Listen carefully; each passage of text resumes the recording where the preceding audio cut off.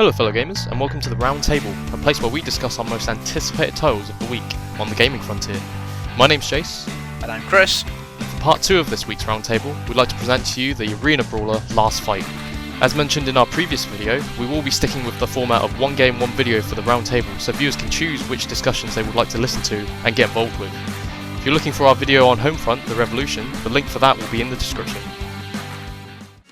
If you're a fan of the Powerstone series, some may look at Lastfight and not help but see the similarities to the old series on the Dreamcast. From boxed arena style brawling to the items that you pick up and batter each other with, everything about this game screams Powerstone.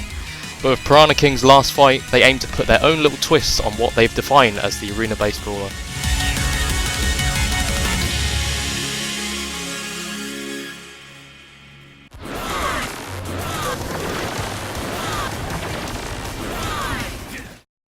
Lastfight features a roster of 10 characters and more than 25 interactable items to pummel each other with.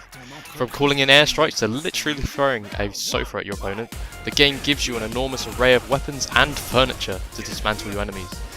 But despite me harping on about the items in this game, you've got your own personal combos and special moves too, tied to each individual character. All of this is then topped off with pulsing pieces of, well, what I can only really describe as bacteria, referred to as stero in the game, to transform yourself into a hulking superhuman. So, what do you think? Well, I think the comparisons you draw from Powerstone are pretty immediate to anyone that looks at it. It's good to see it's got its own little twist on it. I've been having a look through the roster of characters as well, and they're all pretty unique, I'd say. You know, some of them are actually like mutant animals or biological creations, I guess. You know, there's a lot. Fishman, I think. yeah, exactly. See, there is a fishman. I believe he's called Crackjack as well. So, you know, there's a lot of good variation in there as well. And let's be honest, we've been going way too long with a Powerstone type of game. So it's really good to see someone picking this up. I can't wait to chuck a chair at someone.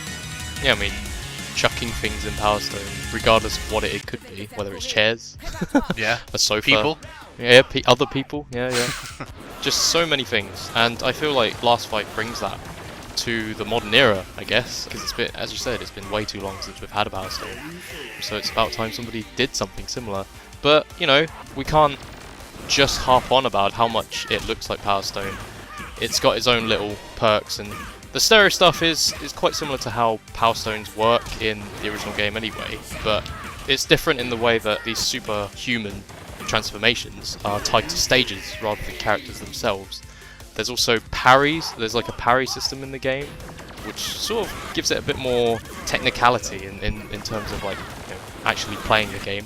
Yeah. And there's unique little meters per character that unleashes special moves that only that character has. So, you know, it will be good to see how PiranaKing bring about Lastfight to a new generation of gamers and how it improves upon the original Powerstone series and define itself as its own game.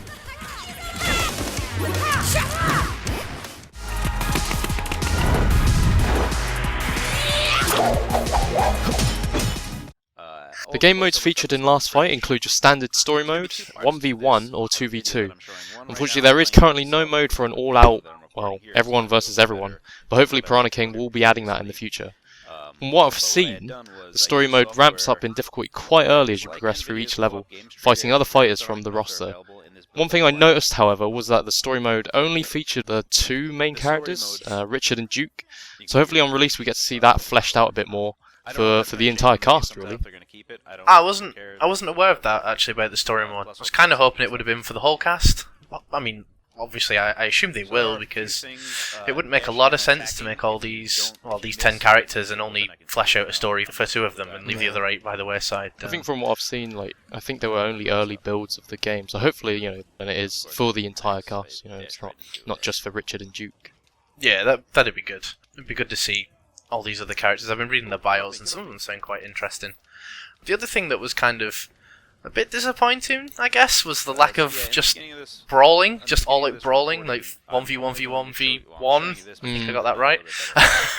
That's one of the greatest things about Powerstone, I think, was, you know, you just grab you, and even if it was just 3 AI, it would just be chaotic and crazy fun. But I mean, at least we get some of that with 2v2 and 1v1. Well, 2v2 more so, I guess, where you can just grab a friend and beat up on your other friends. So Yeah, hopefully they build on that for an all-out brawl, and we do get the characters' stories, but it doesn't take away from the fact that the game does look pretty crazy fun.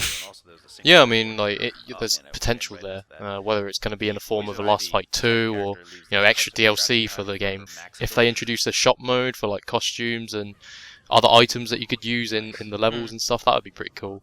I like the item combiner from Powerstone, that was quite cool. Yeah, so there's potential there. There's definitely a lot more that they could add to it, but, we haven't seen it on release yet, so these could be things that come out once it is released. So it'll be good to see what happens with Lastfight, because, honestly, I'm looking forward to it myself. And that concludes part 2 of the Round Table with Lastfight. If you're eager to punch your way through your friends in a frantic arena brawler, or just fancy reliving those days of Stones of Power, Lastfight is currently available on Steam, with future plans to release on Xbox One and PS4.